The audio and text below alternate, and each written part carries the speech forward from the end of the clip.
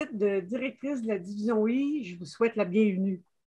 Je propose un panel en 3 volets, d'une durée de 15 minutes environ.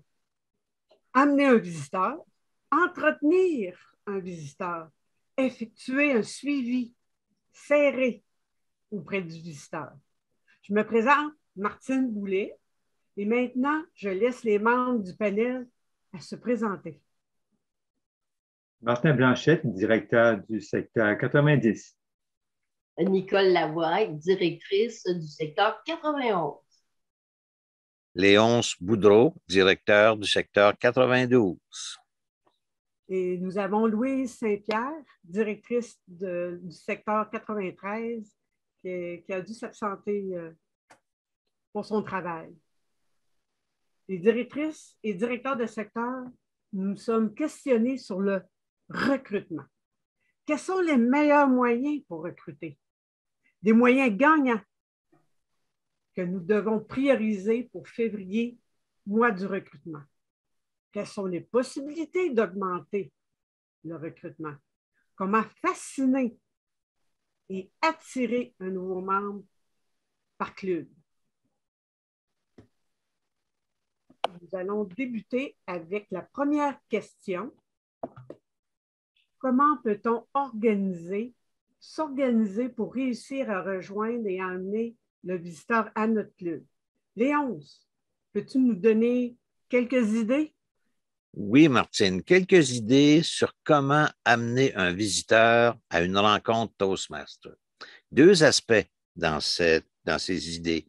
Qu'est-ce qu'on doit communiquer et comment le communiquer avec nos visiteurs éventuels? Moi, je pense qu'il faut parler pour toucher les besoins des personnes. Non pas l'exprimer en termes de problèmes, mais les exprimer en termes de solutions. Pas leur dire peur de parler en public, leur parler d'aisance à parler devant un groupe. Comment des moyens comme Toastmaster pour augmenter la confiance en soi, prendre de l'assurance, que cela peut changer une vie, en faire plus avec moins et moins d'efforts. Et quand on est chez Toastmaster, être supporté par un groupe, on peut expérimenter, nous sommes dans un laboratoire. On vise à ce que le membre se déplace à la rencontre. On ne veut pas trop lui en dire, on veut qu'il vienne à la rencontre Toastmaster et c'est là qu'il aura l'information sur les programmes de formation. Si on leur dit dans notre première publicité, on perd les visiteurs parce qu'on leur fait peur. Donc, voilà pour qu'est-ce qu'on doit communiquer aux visiteurs. Comment le faire maintenant? Il y a plusieurs façons. Il y a la façon et les moyens, mais il y a également ce que fait le club et ce que peuvent faire les membres. On doit se donner de la visibilité pour que nos visiteurs éventuels puissent nous voir. Si on fait de la publicité sur Facebook, à titre d'exemple, on doit le faire de façon organisée. Vous savez, votre vice-président en relations publiques publie quelque chose sur Facebook, mais il faut que les membres du club le sachent. Il faut que ça soit prévu, l'heure de publication, et lorsque c'est fait, un message envoyé aux membres pour leur dire que ça vient d'être fait. À ce moment-là, chacun des membres va voir la publicité, aime la publicité et la partage. Vous aurez beaucoup plus de visibilité avec vos publications Facebook. Utilisez vos cartes d'affaires. À ce moment-là, les gens vont voir Toastmaster, des photos, des images et des courriels au sujet de Toastmaster. Mais la meilleure façon de contacter les gens, c'est le bouche à oreille. En parler à sa famille, à sa parenté, à ses collègues de travail, à ses connaissances. Il faut être convaincu de cette présentation-là. Et à ce moment-là, vous aurez fait voir ce qu'est Toastmaster d'une façon dynamique. Voilà, Martine, comment on peut attirer des gens chez Toastmaster. Merci, Léonce, de ces mots convaincants. Et toi, Martin, qu'est-ce que tu en penses suite aux commentaires de Léonce? Merci, Martine. Oui, bien que d'autres actions peuvent être entreprises au niveau du club, plusieurs gestes peuvent être posés par n'importe quel membre du club. Rappelez-vous, dans la promesse que le membre lit lors de son intronisation, Un des points mentionne que le membre promet d'amener des invités aux réunions du club pour leur montrer de quels avantages ils pourraient bénéficier en adhérant. Pour convaincre une autre personne à visiter notre club, il faut que nous soyons nous-mêmes convaincus des bénéfices que nous procure le programme Toastmaster. Et je dirais même que nous devons être fiers d'être un membre Toastmaster. Comment cela se traduit? Par de petites actions, comme porter son épinglette, ne serait-ce que la journée de votre rencontre de club, en vue d'amener l'autre à vous interroger sur Toastmaster. Cela peut être aussi une casquette ou une tasse avec le logo Toastmaster. Affichez vos méritages de la soirée ou vos certificats Pathways à votre poste de travail ou sur un mur de la maison. Vous avez possiblement à votre maison un mur où vous affichez les travaux de vos enfants. Ajoutez-y vos certificats et ils seront fiers de vous. Publiez vos certificats sur votre page Facebook et LinkedIn. Demandez à votre VP formation d'envoyer les certificats Pathways à votre superviseur. Il sera plus favorable à rembourser vos frais d'inscription et ceux de vos collègues.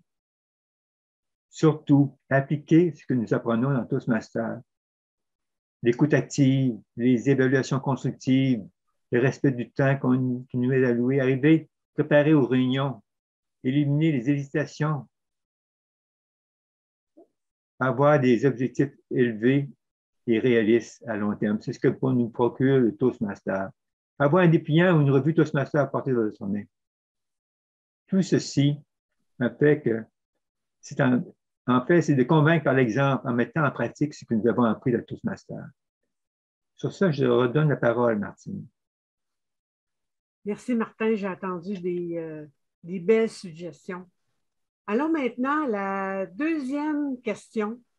Si un visiteur se présente en réunion, qu'est-ce qu'on doit faire pour entretenir un lien de confiance devant un visiteur pour qu'il devienne membre à notre club? À toi, Nicole.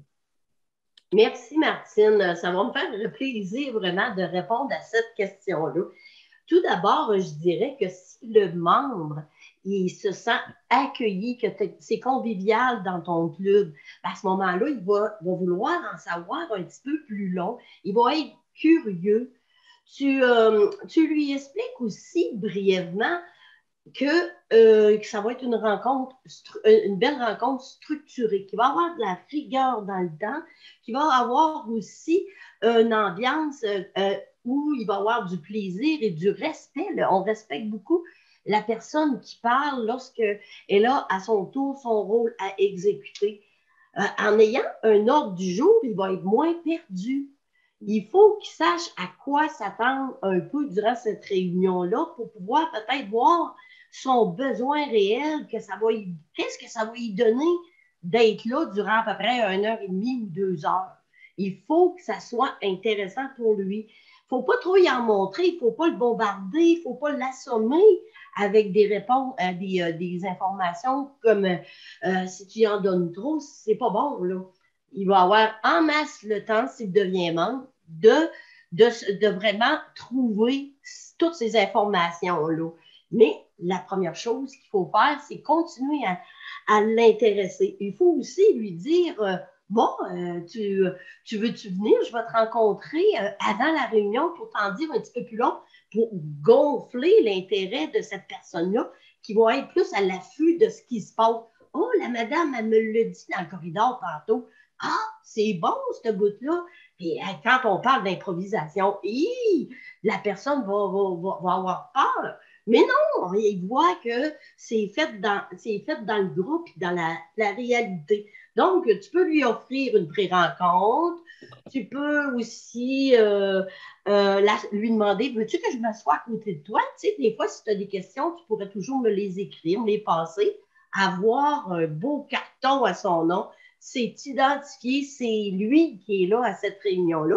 Puis s'il arrive à la dernière minute, c'est toujours facile d'avoir un beau carton puis de y marquer son nom.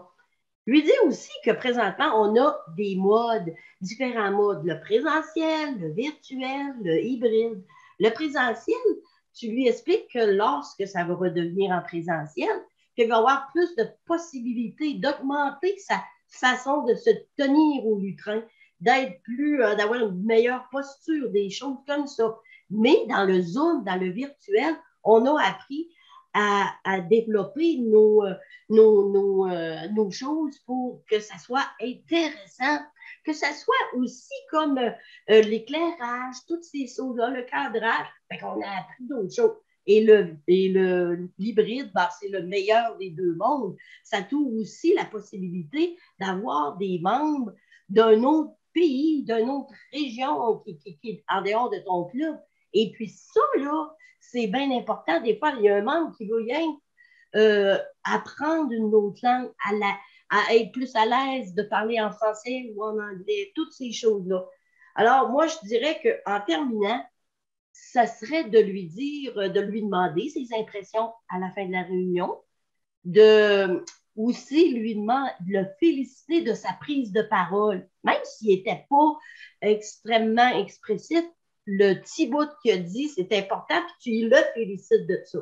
Puis ensuite, ben, à ce moment-là, c'est de s'assurer, oui, de s'assurer qu'il va y avoir quelqu'un dans le groupe qui va l'amener vers la sortie parce que la réunion est finie. Donc, s'il se sent comme encore, comme quand tu reçois de la visite chez toi, là, c'est aussi bien de l'accueillir que de lui dire bye-bye quand c'est terminé. Bon, je pense que ça fait le tour. Je te repasse la parole, Martine. Merci, Nicole. J'ai entendu des bons commentaires, des bonnes suggestions pour justement emmener un visiteur à l'aise lors d'une rencontre. Maintenant, Martin, as-tu d'autres points à ajouter à ceux de Nicole? D'accord, oui, j'ai encore quelques points à ajouter concernant entretenir nos invités. Pour offrir une rencontre de qualité à nos invités, je vais aussi m'inspirer de la promesse du membre. Lorsqu'on fait notre intronisation, dis-je, on s'engage à préparer au mieux tous nos discours et nos rôles, à fournir aux autres membres des évaluations utiles et constructives, à contribuer à maintenir l'environnement positif et amical et de traiter nos collègues et nos invités avec respect et courtoisie. C'est dans la promesse du membre. Par exemple, s'il s'agit d'un ami ou d'un collègue du travail qu'on parlait tantôt, bon, on se donne un rendez-vous pour entrer ensemble dans la salle. On le présente à tous les membres avant le début de la réunion. On s'assure d'être présent lors de ses prochaines visites également. Et on l'encourage à en parler avec ses collègues à son retour de travail. Puis on le félicite dans tout ça. Donc, vois-tu, tout ça, ça aide vraiment l'invité à se sentir accepté dans le club et à être invité à s'inscrire au club. Je te redonne la parole. Oh, merci, Martin. J'ai adoré le mot courtoisie. On va continuer. Avant de terminer les interviews, Nicole, quelles sont les pistes de solutions pour effectuer un suivi efficace auprès du visiteur? Alors, Martine, moi, je dirais que dans le suivi, s'il est venu une fois à la réunion, qu'il revient une deuxième fois, et là, il est rendu à sa troisième visite, je pense qu'il est en train vraiment de rechercher quelque chose. Il n'a pas encore répondu tout seul à lui, c'est quoi son besoin, qu'est-ce qu'il vient chercher. Donc, moi, je me dis qu'il faut que tu l'aides à trouver son besoin en l'accompagnant. Un coup qu'il va avoir trouvé son besoin, dans ce moment-là, il va se dire, bon, je pense que je suis plus intéressée. Là. Tu lui parles aussi de motivation, que la motivation, il est là pour apprendre. Il a le droit à l'erreur. On va y faire des évaluations, mais c'est des commentaires constructifs pour l'aider à s'améliorer. On veut communiquer, ben à ce moment-là, il faut faire des efforts parce qu'il n'y a pas personne de parfait. Là, ça fait qu'il va venir chercher cette force-là. Il y a aussi la persévérance. La persévérance, moi, je me dis que tu lui mentionnes qu'il est accompagné par un mentor, que tous les membres peuvent l'aider. Ça, c'est bien important aussi. Là. Je dirais aussi qu'en lui nommant les 4 valeurs de Toastmaster qui sont respect, intégrité, service et excellence, ben, ça va lui donner encore plus le goût. Là. Et je le terminerai en disant que s'il devient un membre, c'est qu'on va lui montrer le chemin pour être le meilleur, de trouver son meilleur en lui, puis il n'aura plus peur de communiquer devant un public. ou devant un petit groupe. Là. En tout cas, ça fait peut-être mon tour de suivi. Martine, à toi la parole. Merci, Nicole. Avoir peur de communiquer. J'ai vu en toi qu'il n'y avait aucune crainte à communiquer. Et toi, Léonce, peux-tu suggérer des suivis réguliers auprès d'un visiteur qu'on pourrait faire? Oui, certainement, Martine. En fait, on doit faire un suivi si on n'a pas encore convaincu le visiteur de devenir membre. Et on fera des suivis selon que si nos rencontres sont en personne ou en virtuel, c'est sûr qu'on devra s'adapter. Mais ce qui est important dans le suivi par le club, c'est de s'assurer qu'on sait qu'est-ce qu'il y a à faire comme suivi. Les personnes responsables du suivi ont des tâches à réaliser. Et ce suivi-là, il commence dès la fin de la rencontre. S'assurer que le visiteur a toute l'information qu'il était censé avoir. La pochette de visiteur qu'il a reçue et toutes les informations, il maîtrise bien cette information-là. On doit s'assurer de répondre à ces interrogations et de réduire ses appréhensions si cette personne-là a encore des peurs. On doit lui faire à nouveau connaître les bénéfices et de convenir d'un moment pour se parler dans la semaine. Donc, pour ne pas le laisser seul.